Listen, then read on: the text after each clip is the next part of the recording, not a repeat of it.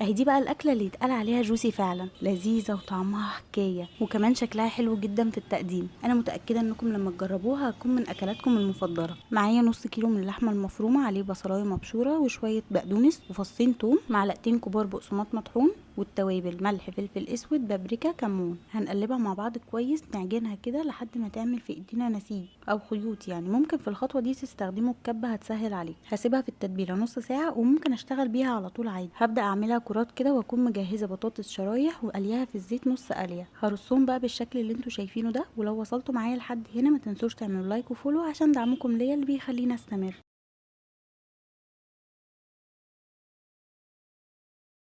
وبعد ما رصيتها بالشكل ده هجهز الصوص. حبتين من الطماطم المبشوره، عليهم معلقتين كبار صلصه وفصين توم، والتوابل ملح فلفل اسود بابريكا كمون وشويه سكر. عليهم كوبايه من الميه، واقلبهم كويس قوي.